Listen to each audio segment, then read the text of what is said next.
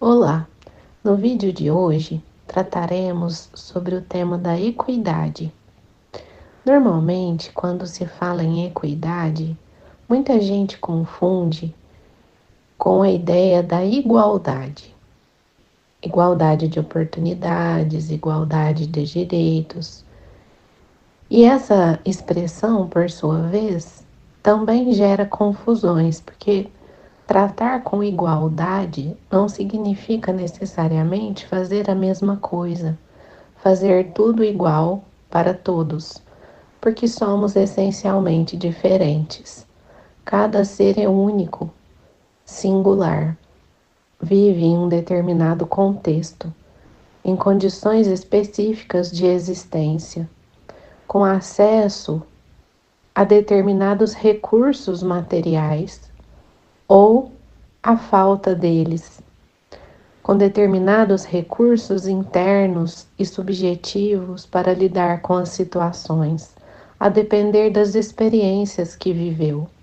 Uma criança que nasce em um ambiente suficientemente bom, como vai dizer o psicólogo Winnicott,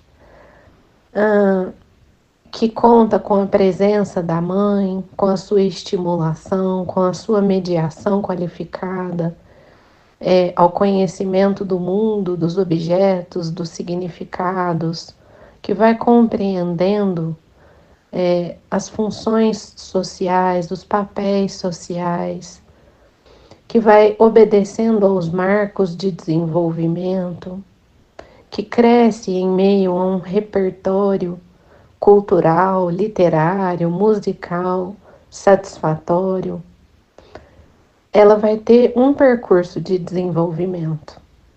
A criança que nasce na ausência das figuras de referência, mesmo que seja cuidada por outras pessoas, que às vezes teve alguma complicação em seu processo gestacional ou mesmo no parto, encontrando dificuldades, atrasos em seu desenvolvimento.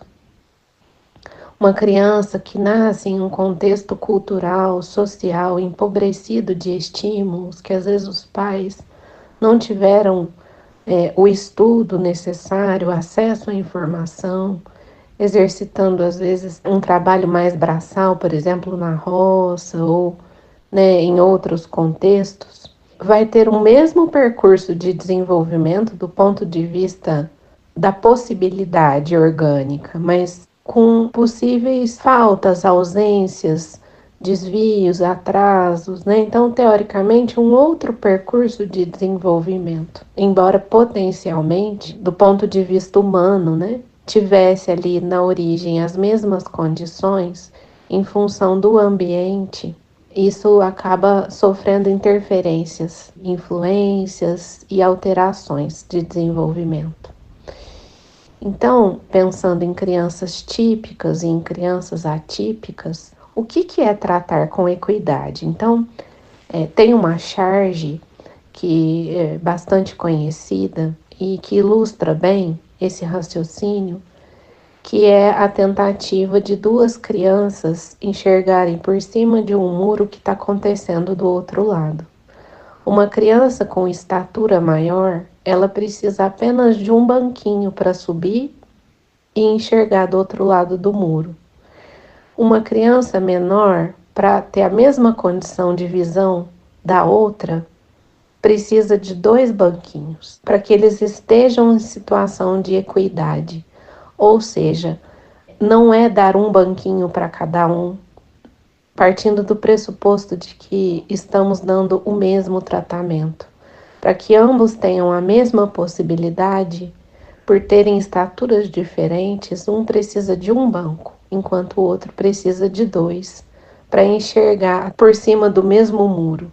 Então, a equidade é considerar a condição de cada um e oferecer, às vezes, mais para o que tem menos e menos para o que tem mais, em todos os sentidos, subjetivos e materiais, para que essas pessoas estejam em situação de igualdade, entre aspas. E muitas vezes o que acontece? Parte-se de um padrão.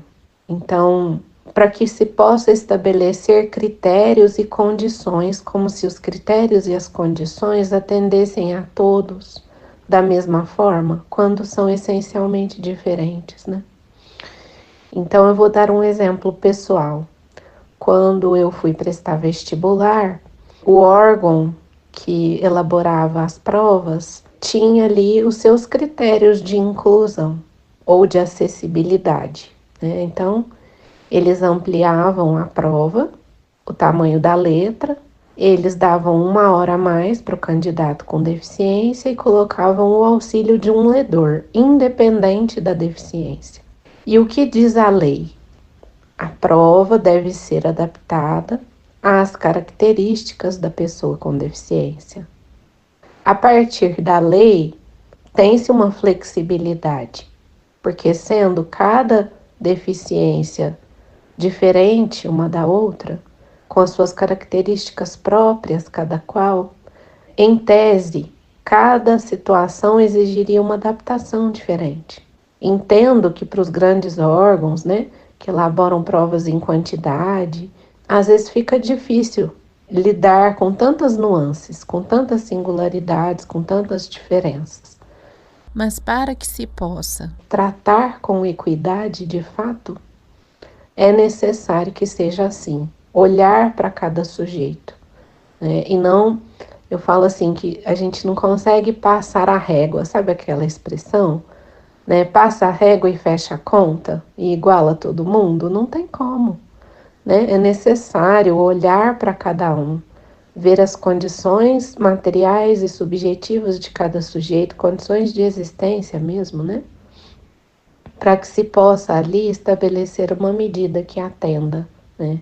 Então, eu precisei entrar com uma ação contra esse órgão que elaborava o vestibular para poder exigir que a lei fosse cumprida como foi, porque ampliava-se mais a folha do que a letra. A medida, né, da letra ampliada não me atendia, não era suficiente para mim, né, conseguir executar a leitura. A hora a mais para quem tem baixa visão e que depende da leitura e da transcrição de uma terceira pessoa, é muito diferente você ler a prova, ter ali a visualização das alternativas, que muitas vezes nesses grandes vestibulares são muito próximas uma da outra, muda-se detalhes, né? Então, é diferente de você ter o registro visual, a referência, de você registrar auditivamente todas essas questões e responder em tempo hábil. Então, não tinha tempo para a pessoa, de repente, ler 2, 3 vezes a questão. Eu tinha que ter quase que uma discriminação imediata da alternativa, né? Imagina um vestibular aí com 90, 100, 80 questões, com 4 ou 5 alternativas cada uma, e você ter que discriminar com detalhes apenas de diferença entre uma alternativa e outra, qual que é a correta. Então, essa 1 hora a mais contemplava esse movimento, que é muito diferente de quem lê por si, e ainda tinha que ser suficiente esse tempo para que a pessoa transcrevesse as alternativas para o gabarito. Então, na prática, 1 hora a mais, muito complexo. As pessoas que leem, uma grande ajuda, mas não são pessoas necessariamente formadas, são voluntários, né, que ganham ali o dia de trabalho. e as provas muito ricas em imagens. E aí, a primeira vez que eu prestei o vestibular, em função de uma interpretação errada de uma figura, de uma questão de segunda fase, que valia muito, eu fui prejudicada, porque o mapa foi descrito da maneira errada. Então, eu precisei solicitar que a prova viesse com uma descrição das imagens. Igual hoje tem a audiodescrição dos filmes, uma descrição da imagem que me deixasse independente do olho do outro, que me possibilitasse ter acesso às informações de que quem olhava via e pudesse, a partir disso, fazer a minha própria interpretação.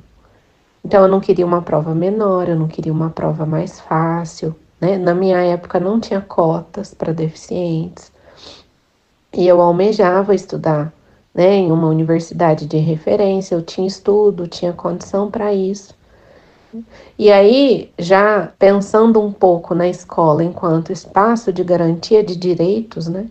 Os meus professores no tempo do colégio me muniram da legislação necessária e me disseram: busque os seus direitos, né? Busque a promotoria, busque um advogado, porque a lei garante o seu direito. Então, é necessária essa adaptação, para além da zona de conforto, né? Para além dos critérios padronizados, porque para lidar com a diversidade, com a diferença, não tem como padronizar. Só que a maioria das pessoas não tem acesso nem à lei, né, nem a sua letra e nem a sua força. Então não basta ter a legislação, se essa legislação não vigora. E a gente ainda vive um tempo que para a legislação vigorar, muitas vezes a gente tem que se movimentar nessa direção, ir atrás, buscar. Então, a escola precisa ser esse espaço de garantia de direitos. E muitas vezes começa na própria escola a negligência por esses direitos. Porque na própria escola, né, da educação básica, não digo nem a nível de universidade, né? Nós encontramos limites formativos, nós encontramos entraves humanos, né, no nível da acessibilidade atitudinal. Nós encontramos muitas vezes uma sobrecarga de trabalho do professor que dá aula em 2, 3 turnos para poder ter ali a sua renda satisfatória, e isso diminui o tempo de preparo das aulas, né? Mas essa realidade dos alunos atípicos chegou para ficar. E eles têm o mesmo direito de uma educação de qualidade, e aí nesse sentido é mesmo, né? É essa palavrinha, né? O mesmo direito das crianças típicas, né? As atípicas também têm de ter uma educação de qualidade. Mas essa qualidade pressupõe adaptações, ajustes e garantia de direitos. Então, precisa começar na escola esse conhecimento. Sabe aquela história de que o aluno precisa ser um cidadão atuante, participativo, um agente transformador da sociedade? A gente vê isso muito nos documentos, né? Ali nas diretrizes, curriculares. Então, como tornar esse indivíduo, esse educando, esse aluno, em um sujeito participativo, atuante, transformador da sociedade em que vive, sem ter acesso à lei e sem ter acesso ao seu direito. Ah, mas tem crianças muito comprometidas que não leem, que não têm interpretação, que não abstrai, mas a família pode ser munida dessas informações, né? Podem ser munidas desses direitos. E a escola é esse espaço, né, de pertencimento, é esse espaço de conhecimento, é esse espaço de direitos, né, e de articulação de oportunidades em favor daquele que aprende e se desenvolve, né? Então, é muito importante pensar sobre isso. Como a gente garante o direito no micro-universo escolar, para que esse sujeito, essa pessoa, essa família, se empodere em âmbitos maiores, para poder lutar mesmo por oportunidades, porque em uma sociedade com um olhar ainda tão capacitista, né, que é uma palavra da moda, onde as pessoas com deficiência ocupam um lugar muito pesado socialmente e um lugar historicamente de incapacidade, é um espaço a ser conquistado, né? Já foi na letra da lei, mas também precisa se tornar, né? Na medida em que a gente se apropria, né? Ou que a gente possibilita o outro a se apropriar do direito e a fazê-lo vigorar, né? E ainda falando sobre as adaptações, é necessário, quando possível, conversar com a pessoa sobre as adaptações que ela necessita. Então, eu, no tempo, né, do vestibular, eu falei, olha, eu preciso de uma prova assim para que eu dê conta de fazer. em situações aí equitativas com os outros candidatos. Mas os meus professores, no tempo do colégio, como eu já relatei em outros vídeos, né? Acho que inclusive no primeiro vídeo do canal, eu contei um pouquinho dessa experiência, me empoderaram para que eu soubesse falar. Me empoderaram para que eu pudesse dizer, olha, o que é melhor para mim é essa estratégia, é esse recurso, é esse formato. Então, desde muito criança, eu fui empoderada a dizer. Eu tive espaço de fala, né? Eu tive validação do meu olhar, da minha vivência, porque uma coisa é você imaginar o que o outro vive. E a partir do imaginar, do exercício da empatia, você pensa em possibilidades, você sugere alternativas, saídas e soluções. Outra coisa é o autor do discurso, né? É aquele que vive, poder dizer, olha, viver essa experiência é assim. Me traz essa sensação, essa restrição e essa possibilidade. Então, a gente precisa ouvir, a gente precisa considerar a pessoa, pensar com ela e não para ela, e ter a justa medida do auxílio e do suporte, para que não seja nem invasivo e nem negligente. Eu também já relatei isso. Né? Mas é aquela história. Olha, você que tem baixa visão, qual que é o tamanho de letra que te atende? Qual que é o contraste de cores que te facilita? Como que tem que ser a espessura aqui desse traçado, desse gráfico, para que você visualize? Porque o que serve para mim, o que me atende, pode não atender o outro. Tem pessoas que, se ampliar a letrinha do texto de 12 para 14, 16 ou 20, já é uma ampliação suficiente. No meu caso, é a partir do 28 que eu consigo ler. Tem pessoas que se adaptam com um estilo de ledor, né, com determinado software de voz. Tem outros que vão se adaptar com outros tipos. Outro tom de voz, outra velocidade, uns vão ler depressa, outros vão ler mais devagar, né? Uns vão usar lupa e vai ser suficiente, um óculos, às vezes, diferenciado, já é possível enxergar na luz a certa distância, outros não. Vão precisar realmente de um recurso tátil, de um braille.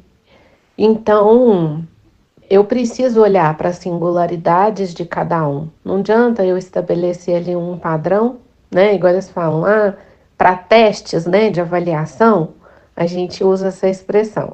Esse teste é padrão ouro, ou seja, né, ele atende aí grande parte dos casos, a maioria, né, esgota-se grande parte do que precisa ser visto e avaliado, né? Mas nessa lida cotidiana com a diferença, com o diverso, com a singularidade, não tem como, não tem um padrão ouro de atendimento.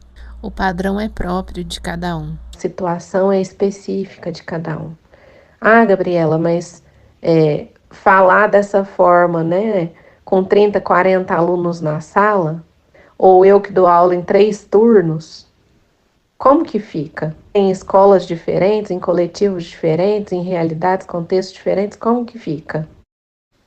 É o dia a dia, é o vínculo, né? É o olhar atento àquele contexto, àquela situação, àquela pessoa, àquela família, para a gente ir conseguindo lidar com os grupos e com as especificidades de cada um. É exigente, é uma tarefa exigente, não é simples.